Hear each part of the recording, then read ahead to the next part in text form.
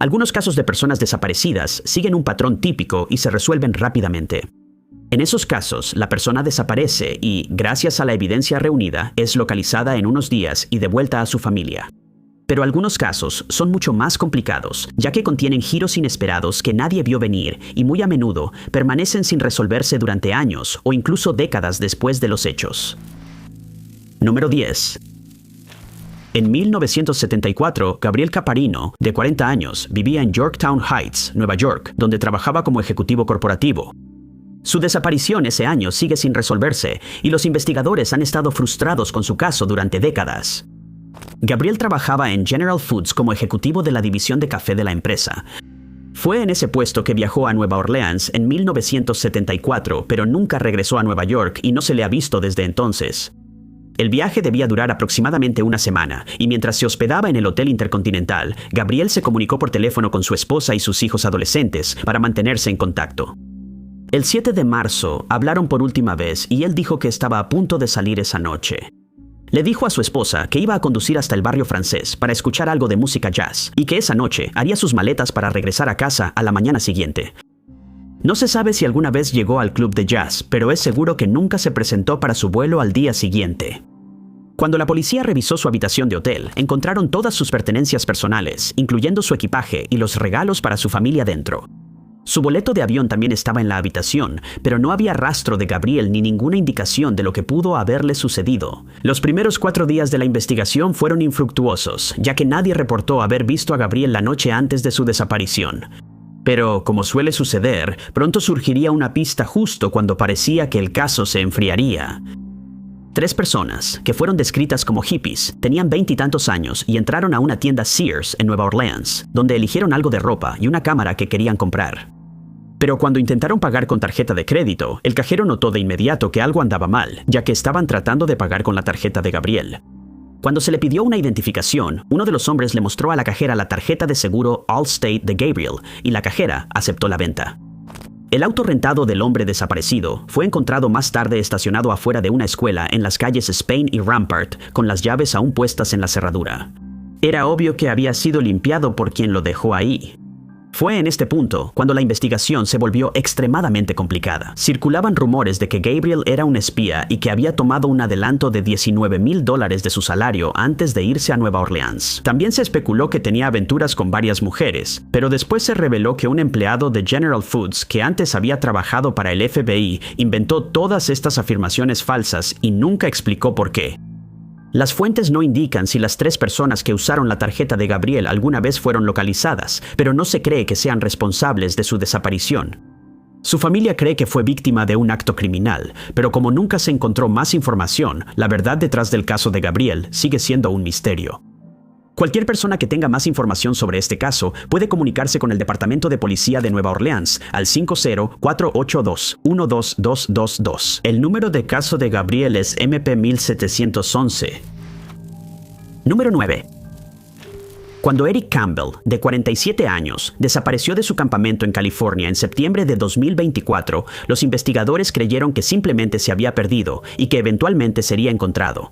Pero todo eso cambió cuando les informaron que había tenido un encuentro con un oso solo unos días antes.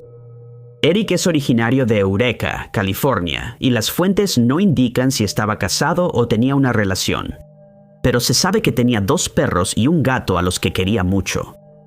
Eric sufría de una condición médica que le causaba convulsiones si no tomaba su medicamento recetado. Y cuando esto sucedía, normalmente se confundía y desorientaba, lo que ha llevado a algunas personas a creer que su desaparición fue el resultado de un episodio médico.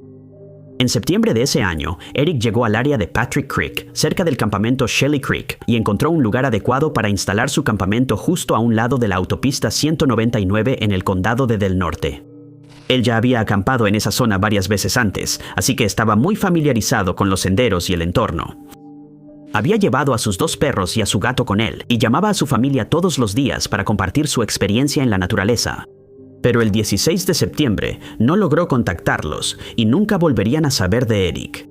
Su familia le dijo a la policía que la última vez que hablaron con él fue justo antes de las 8 p.m. ese día y que cuando no pudieron comunicarse con él, decidieron buscarlo. Fueron a Patrick Creek y localizaron su campamento. Nada parecía fuera de lo normal, y no encontraron señales de una pelea ni de ningún tipo de intervención criminal. Sus llaves del coche, equipo de campamento, licencia de conducir, dinero y cigarrillos estaban todos ahí, al igual que su teléfono celular. Su vehículo, una camioneta Toyota, fue encontrado con el cofre abierto, lo que sugiere que pudo haber tenido algún problema con el motor. Cuando se registró el área, se encontró un par de huellas de botas en un arroyo cercano, pero nunca se determinó si pertenecían a Eric o a otro excursionista. Cuando no pudieron localizarlo, su familia presentó un reporte de persona desaparecida, agregando que no sabían si llevaba su medicamento con él. Más tarde, todas sus mascotas fueron encontradas ilesas y devueltas a su familia, y luego revelaron que Eric había hablado sobre ahuyentar a un oso poco antes de desaparecer. El oso se acercó al área con 2 crías, pero Eric logró ahuyentarlos lanzándoles piedras. Hasta el día de hoy, sigue sin saberse si los osos regresaron y si fueron responsables de la desaparición de Eric. Eric tiene ojos azules, cabello castaño y mide 1,70 m. Pesa alrededor de 68 kilos y fue visto por última vez usando una malla verde oscuro y zapatos para caminar. Se le pide a cualquier persona que pueda aportar información sobre este caso que se comunique con la oficina del sheriff del condado de Del Norte al 7074-644-191. Número 8. Entre algunos de los casos de personas desaparecidas más impactantes están aquellos que llevan al descubrimiento de inconsistencias en las declaraciones de sus seres queridos, como fue el caso de Edward Sprinkle Dobbs Jr., quien no ha sido visto desde el 9 de junio de 1981. En ese momento, Dobbs trabajaba para Hayes Williams Incorporated, una empresa de relaciones públicas ubicada en la avenida Madison en Nueva York, como vicepresidente. El día en cuestión salió de su oficina alrededor de las 5:05 p.m. y fue visto saliendo del edificio, presumiblemente por otros empleados de la empresa. A la tarde siguiente, tenía programada una reunión de almuerzo y, algo impropio de él, no se presentó. Su jefe se preocupó de inmediato, ya que era conocido por ser muy puntual y profesional, así que Edward fue reportado como desaparecido. En los 3 años que había trabajado para la empresa, nunca había llegado tarde y jamás había incumplido alguno de sus plazos de entrega de escritos. Por lo tanto, su repentina desaparición causó mucha preocupación y la policía de inmediato inició una investigación. La investigación posterior llevó a la policía por un rumbo que nunca habrían imaginado. Se reveló que Eduardo era extremadamente meticuloso y organizado, lo que hacía que el hecho de que sus 2 perros fueran encontrados sin supervisión en su departamento fuera aún más preocupante. También se descubrió que le había prestado su auto a su novio con quien vivía, Miguel, pero el jefe de Eduardo más tarde declararía que él había estado planeando terminar la relación antes de desaparecer. Algunas personas creen que Miguel tuvo algo que ver en el caso de Eduardo, pero esto nunca se ha comprobado. Miguel declaró que dejó a Eduardo en la estación de tren de Bethel el 9 de junio y que habló con él por teléfono a las 4 p.m. ese día. Se suponía que iba a regresar alrededor de las 7:30 p.m., pero no estaba en la estación cuando Miguel fue a recogerlo. Varias personas informaron haber visto a Eduardo en el tren, pero no pudieron recordar en qué estación se bajó ni a qué hora lo vieron. Su auto fue encontrado abandonado 2 veces después de su desaparición, y Miguel admitiría más tarde haber falsificado la firma de Eric para cobrar algunos de sus cheques. También admitió que le mintió a la policía sobre haber sido secuestrado y agredido después de la desaparición de Eduardo, y agregó que solo lo hizo porque estaba cansado de que la policía lo estuviera interrogando todo el tiempo. Después de esta entrevista, Miguel dejó el estado y viajó a Nueva York, y el 6 de julio, un miembro del público encontró la bolsa de cuero de Miguel que contenía un libro de registros en la Terminal Grand Central, y se descubrió que varios objetos de valor faltaban en la casa de Eduardo. Y se cree que Miguel vendió estos objetos, incluyendo porcelana fina y algunos muebles, pero nunca se pudo probar que él fuera el responsable. Y hasta el día de hoy, sigue siendo un misterio si Eduardo desapareció en Connecticut o en Nueva York, pero se sabe que alguien usó su tarjeta de crédito para reservar un vuelo de Nueva York a Los Ángeles en algún momento de julio. Cualquier persona que sepa qué le pasó a Eduardo o que pueda ayudar a esclarecer los detalles de este caso, debe comunicarse con el Departamento de Servicios Policiales de Newtown al 203-426-5841. Número 7. El caso de la desaparición de Judith Trekell, de 22 años, ha dejado a su familia e investigadores frustrados durante años, ya que desapareció en una zona muy visible mientras había muchas personas presentes, y aún así nadie tiene idea de lo que le sucedió. Judith era la única niña entre sus hermanos, y su familia la describe como alguien que prefería quedarse en casa en lugar de pasar tiempo con sus amigos. Mostraba muy poco interés en los pasatiempos de su hermano, y a menudo se le podía ver caminando por Silver Creek, Nueva York, ya que no tenía auto. Esto es exactamente lo que estaba haciendo el día de su desaparición, el 8 de marzo de 1976. Su hermano Danny le diría a la policía que iba conduciendo por la avenida central cuando vio a Judith caminando a casa y se detuvo junto a ella para ofrecerle un aventón. Ella rechazó amablemente, diciendo que prefería terminar su caminata, y Danny se fue. Ella acababa de estar en la biblioteca Anderson Lee. Estaba a unas 2 cuadras de su casa en la avenida Jekyll, pero nunca llegó allí. Más tarde esa noche, su familia se preocupó cuando no pudieron encontrarla y la reportaron como desaparecida al departamento de policía de Silver Creek, que ya no existe. Varias personas reportaron haberla visto antes de que Danny le ofreciera llevarla, pero fue como si simplemente se hubiera desvanecido en el aire. Cuando no se pudo avanzar en su caso, su familia contrató a un investigador privado que buscó más pistas, pero no encontró nada. En los años que siguieron, el expediente original del caso de Judith fue destruido cuando el departamento de policía dejó de existir, y el nombre del investigador privado solo era conocido por un miembro de la familia que ya falleció. Su caso finalmente fue puesto en conocimiento de la oficina del sheriff del condado de Chautauqua, y un registro de su caso fue descubierto más tarde en la carpeta de un caso de homicidio no relacionado. Los investigadores han declarado que están interesados en hablar con un conductor de camión de volteo que estaba en la zona en el momento de la desaparición de Judith. También les gustaría entrevistar a cualquier persona que haya trabajado en el departamento de policía de Silver Creek, así como al investigador privado que tomó su caso, pero hasta ahora no han tenido éxito. Con el paso de los años, la familia de Judith ya ha fallecido, pero sus familiares restantes están desesperados por saber qué le pasó y han pedido que cualquier persona con nueva información se comunique con la policía. La última vez que la vieron, llevaba puesta una camisa khaki, jeans, un suéter azul, un abrigo de gamuza azul marino y botas marrones. Ella tiene cabello castaño y ojos azules, medía 5 pies con 11 pulgadas en ese momento y pesaba 130 libras. Si usted o alguien que conoce tiene alguna idea de dónde podría estar Judith, se le pide que contacte a la oficina del sheriff del condado de Chautauqua al 7-1675-34232. Su número de caso es MP93325. Número 6. 2 personas han sido arrestadas en el caso de la desaparición de Philip Matlock, de 34 años, y lamentablemente se sospecha que fue víctima de un crimen y que ya no está con vida. Desapareció de su ciudad natal, Lincoln, Nebraska, en junio de 2017 y no ha sido localizado desde entonces. El 28 de junio de ese año, Philip dejó de comunicarse repentinamente con sus amigos y familiares, lo cual les pareció muy inusual. Había hecho algunos comentarios preocupantes en las semanas previas a esa fecha, y cuando no llegó a casa como estaba planeado, su familia se preocupó por su bienestar. Su hermano presentó un reporte de persona desaparecida el 10 de julio, ya que para ese momento llevaba casi 2 semanas sin comunicarse y nadie que lo conocía podía localizarlo. La policía fue informada de que antes de desaparecer, Philip había dicho que temía por su vida. Su familia agregó que después de regresar de un viaje a la República Dominicana, su comportamiento empezó a cambiar.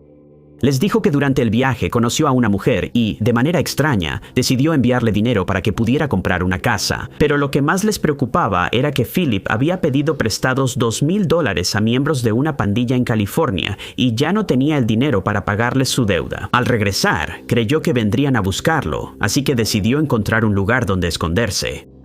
Le pidió a su exnovia si podía quedarse en su casa por un tiempo, ya que temía que le quitaran la vida. Y agregó que había estado recibiendo mensajes de texto extraños en su teléfono de números desconocidos. Los mensajes contenían fotos de su antigua casa, lo cual le causó mucha ansiedad.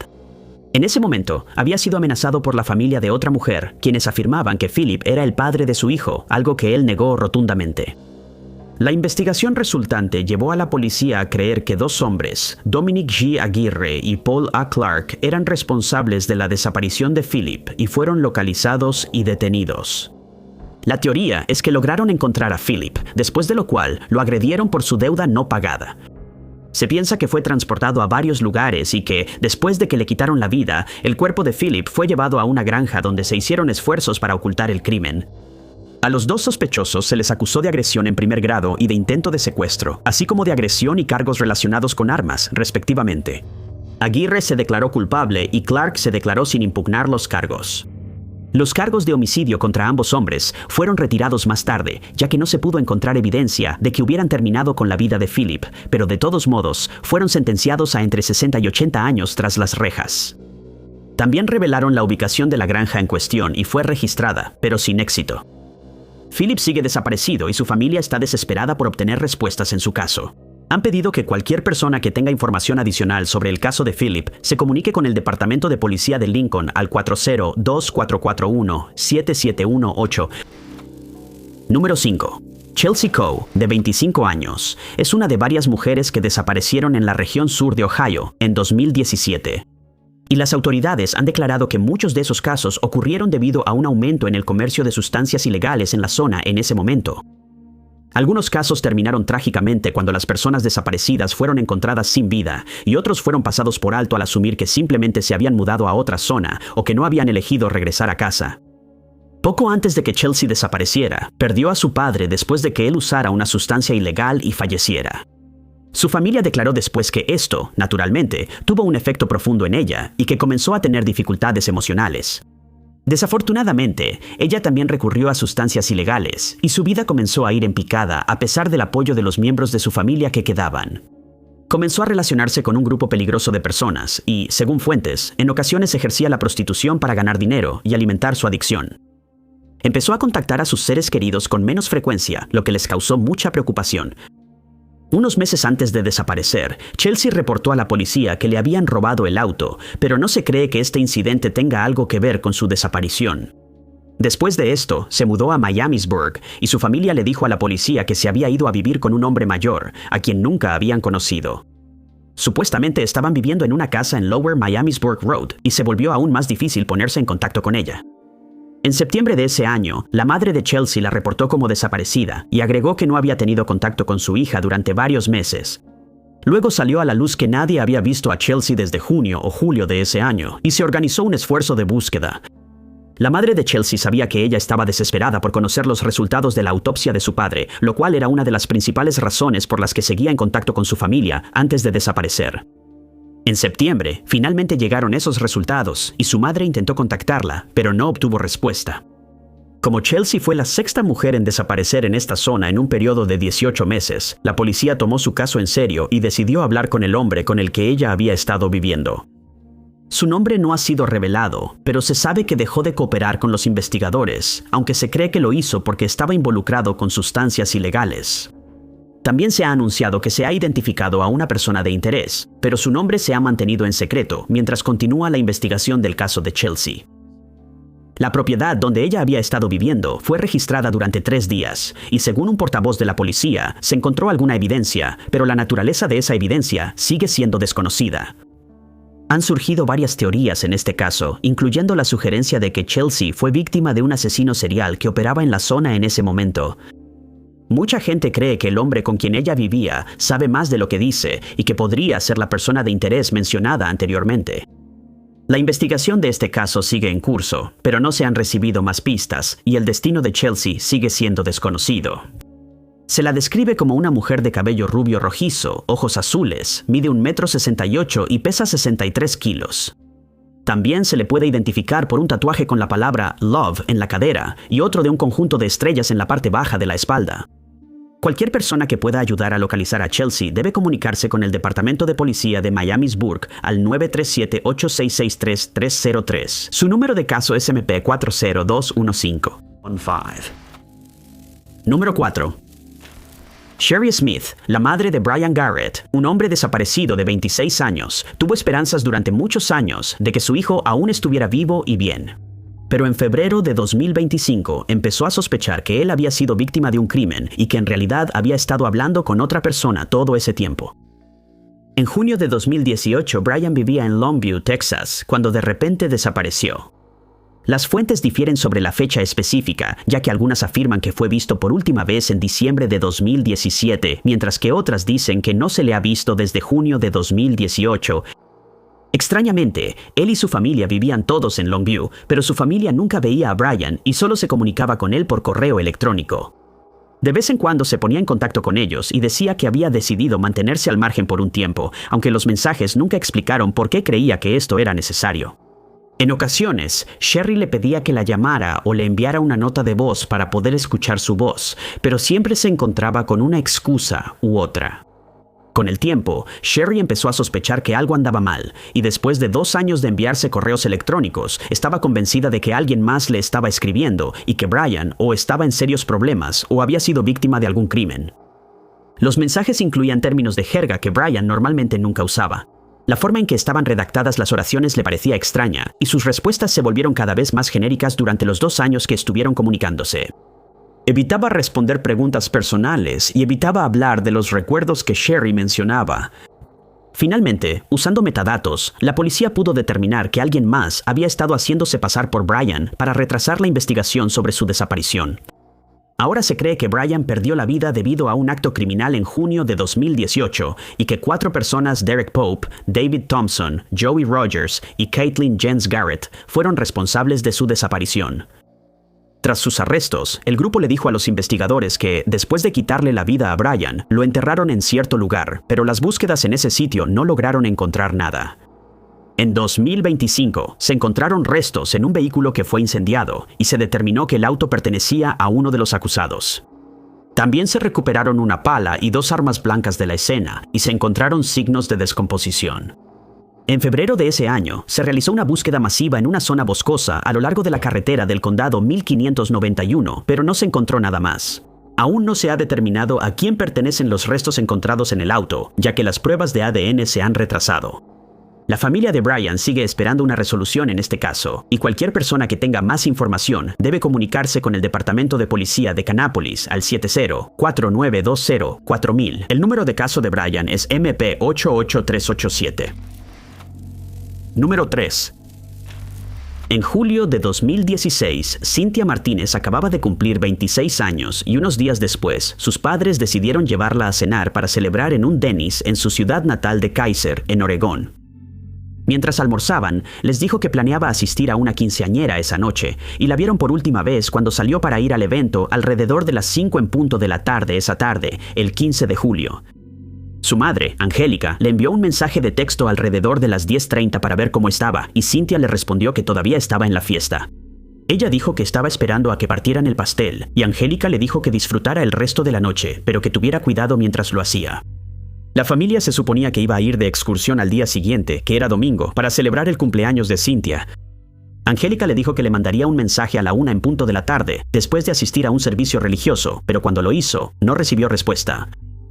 Al principio, supuso que Cynthia estaba durmiendo después de su larga noche en la fiesta. Y cuando nadie había sabido de ella para las 5:30 de esa tarde, Angélica llamó a sus otros hijos para saber si habían tenido contacto con ella, pero nadie lo había hecho. Esto causó mucha ansiedad en la familia, así que contactaron a la policía, pero como Cynthia tenía 26 años, ellos se mostraron reacios a tratarlo como un caso de persona desaparecida, ya que asumieron que simplemente había decidido no tener contacto por sus propias razones. El reporte de persona desaparecida finalmente se presentó el 17 de julio y comenzó a surgir una cronología de los eventos de esa noche. Los amigos de Cynthia informaron que después de que ella le envió un mensaje a Angélica por última vez, todos fueron a un bar llamado Tequila Nights. Angélica y su esposo, César, fueron al bar y revisaron las grabaciones de las cámaras de seguridad de esa noche y mostraban a Cynthia llegando alrededor de las 11 de la noche, junto con una de sus amigas y 2 hombres a quienes no reconocieron. El grupo solo permaneció en el bar por un corto tiempo, después de lo cual la amiga de Cynthia y los 2 hombres se fueron juntos. Cynthia se fue sola unos 15 minutos después, pero luego volvió a entrar y salió unos minutos después con un hombre diferente. Esta fue la última vez que la vieron. Se especula que el hombre le ofreció llevarla a casa, pero lo que pasó después sigue siendo desconocido. Cuando no se pudo encontrar más información, se anunció que se ofrece una recompensa de $10,000 por información que lleve a encontrar a Cynthia. Jaime Álvarez Olivera ha sido nombrado como persona de interés en este caso, pero la policía no ha declarado si él era el hombre con quien se le vio salir esa noche. Los investigadores no han podido localizarlo y han pedido que cualquier persona que sepa dónde está se presente. Cualquier persona que pueda ayudar a la policía a encontrar a Cynthia o a Álvarez Olivera debe comunicarse con la línea de información de la policía al 503-856-3529. Número 2. Al principio, se asumió que el caso de persona desaparecida que involucraba a Brianna Viver, de 24 años, seguiría el curso habitual. Pero cuando salieron a la luz algunos detalles preocupantes del día de su desaparición, los investigadores se preocuparon por su seguridad y bienestar. Brianna fue adoptada por sus padres cuando tenía 3 años, y a los 16 años fue adoptada por Bobby Joe Stone, con quien se mudó a Birch Run, en Michigan. Con el tiempo, se mudó con su novio a Flint Township, pero ya se había casado una vez antes y tenía una hija y 3 hijos. La última vez que tuvo contacto con alguien fue el 14 de julio de 2017 cuando Brianna habló por teléfono con Lisa Halls. Hablaron sobre el próximo viaje de Brianna a Nueva York, durante el cual se suponía que asistiría a la fiesta de revelación de género del bebé de su hermana. Pero esa noche algo salió mal. Brianna y su novio tuvieron una fuerte discusión y ella salió de la casa abruptamente. Luego fue a una gasolinera Marathon donde fue vista en imágenes de cámaras de seguridad. Fue aquí donde testigos la vieron subirse a un auto, un Pontiac Aztek rojo, con un hombre que su familia no conocía. Luego fue vista en compañía del mismo hombre en un club de entretenimiento para adultos, y el personal del club le diría a la policía que ella estaba, según describieron, en mal estado. Más tarde, otra grabación de cámaras de seguridad captó a Brianna nuevamente esa mañana, alrededor de las 2:45 en una gasolinera móvil en South Saginaw Street en Flint. En la grabación, parece estar en un estado de ansiedad, y los investigadores notaron que tenía una lesión en el brazo derecho. Ella se tambaleaba y tuvo que sostenerse de los estantes de la tienda para mantenerse de pie. Luego salió de la gasolinera y caminó hacia el norte por la calle Saginaw, pero el hombre en el Pontiac aparentemente decidió irse a casa, ya que no la siguió y se fue manejando. Los eventos previos a este avistamiento siguen siendo un misterio, ya que Brianna nunca llegó a casa y no se ha vuelto a saber nada de ella desde esa noche. Su novio informó que habían discutido sobre el hecho de que la casa no tenía agua corriente, lo que significaba que los hijos de Brianna no podían visitarla ahí. Fue durante esta pelea que ella se lastimó el brazo. El hombre del Pontiac fue localizado y declaró que ella le pidió que la llevara a un restaurante, pero decidieron detenerse en el club mencionado anteriormente, donde ella había trabajado en algún momento. Su teléfono celular fue encontrado en el auto 6 días después de que desapareció, y su bolso finalmente fue hallado en una zanja cerca de su casa. El hombre ha sido exonerado de toda sospecha, y el caso de Brianna ha tenido muy poco avance en los años que han pasado desde entonces, ya que no ha surgido nueva información ni han aparecido nuevos testigos. Ella tiene el cabello castaño que estaba teñido de rojo en ese momento y ojos marrones. Mide 5 pies con 9 pulgadas de altura y pesa alrededor de 130 libras. Fue vista por última vez vestida con una camisa color crema, mallas negras y sandalias de dedo. Cualquier persona que sepa dónde podría estar Brianna o que sepa lo que le sucedió, se le pide que contacte al Departamento de Policía de Flint Township al 810-600-3250. Su número de caso es MP39280. Número 1. Cecilia Cabrera, de 31 años, está desaparecida de Lemoore, California, desde el 9 de junio de 2016. Y aunque su esposo ha sido sentenciado por quitarle la vida, su caso sigue parcialmente sin resolverse, ya que nunca la han encontrado.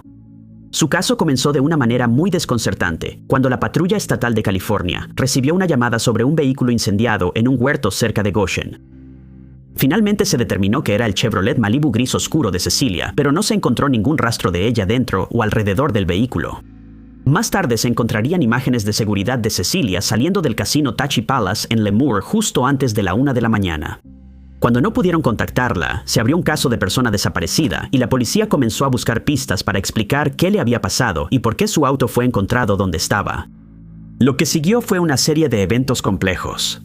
Salió a la luz que Cecilia había estado divorciada de su esposo durante varios años y que se había casado con otro hombre llamado Francisco Valdivia. Extrañamente, ellos no vivían juntos ya que él tenía una relación con otra mujer. Cecilia estaba al tanto del arreglo, pero aparentemente llegó al límite de su paciencia y le dijo a una amiga que estaba pensando en terminar el matrimonio. Pero también afirmó que ya había hablado de esto con Valdivia y que él se negó a dejarla ir. La misma amiga diría que Cecilia y Valdivia habían ido juntos al casino esa noche, lo cual era muy inusual ya que nunca salían juntos por la noche. Lo que aumentaba aún más la preocupación era que había estado recibiendo llamadas telefónicas amenazantes durante unas semanas antes de desaparecer, aunque no dijo de quién eran. Durante la investigación, se descubrió que Valdivia estaba involucrado en el tráfico de sustancias ilegales y fue arrestado. Él declaró que no tenía ninguna implicación en su desaparición, pero más tarde saldría a la luz que esto era una mentira. 6 meses después de la desaparición de Cecilia, Valdivia y su segunda esposa, Rosalina López, fueron detenidos y acusados de acabar con su vida. Fue entonces cuando se reveló que él había usado a Cecilia solo como un medio para permanecer en el país, lo que explicaba su negativa a aceptar el divorcio.